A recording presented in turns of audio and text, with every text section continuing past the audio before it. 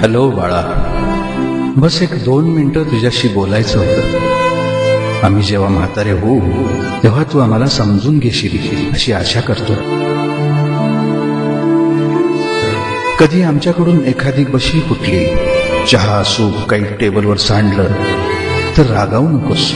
समजून घे बेटा की आमची नजर आता कमजोर होत चालली. म्हातारपणी माणसं जास्त संवेदनशील होतात. तू जर ओरडशील तेव्हा आम्हाला स्वतःचीच कीव येऊ लागेल. आमची ऐकण्याची क्षमता हळूहळू काम करेनाशी होईल. तू सांगितलेलं कदाचित व्यवस्थित ऐकू येणार नाही, तेव्हा तू आम्हाला बहिरं म्हणून हिणवू नकोस बाळा. पुन्हा एकदा सांग किंवा लिहून दाखव. आम्ही आता म्हातारे होत चाललो आहोत.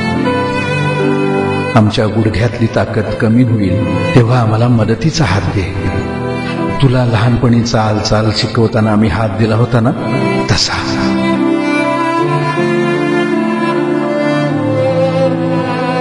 आम्हाला सहन कर बाळा थोडा. एखाद्या वेळी आम्ही एकच गोष्ट परत परत सांगू, पण तू न कंटाळता ऐकावंस. आमची थट्टा नको करूस किंवा आमचा ऐकण्याचा त्रागाही करून घेऊ नकोस.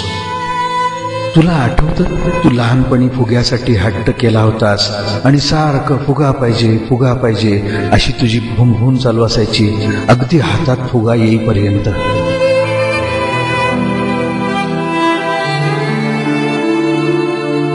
आम्ही आता म्हातारे होत आहोत.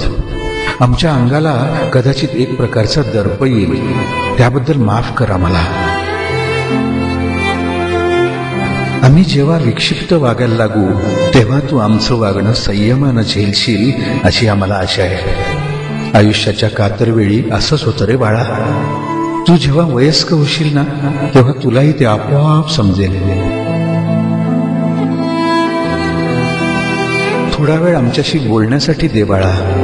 अगदी काही मिनिटं दिलीस ना तरी आम्ही खुश होऊ. आता आम्ही दोघेच असतो कायम एकमेकांच्या जवळ, तिसरं कुणी नाहीये ना बोलायला म्हणून. तू कामात खूप बिझी असतोस याची जाणीव आहे आम्हाला. आमच्या सगळ्या गोष्टी जाणून घेण्यात तुला फारसा रस नसला तरी थोडा वेळ दे बाळा आम्हाला. तुला आठवतं तू लहान असताना तुझी टेडी बिअरच्या गोष्टी आम्ही परत परत ऐकायचो.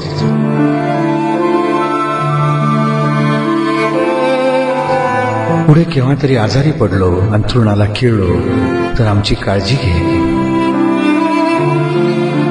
कधी चुकून आमच्याकडून अंथरुण ओलं झालं किंवा आम्ही काही इतर गोंधळ केला तर रागावू नकोस बाळा. आमच्या आयुष्याच्या शेवटच्या टप्प्यात तू धीरानं आमची काळजी घे.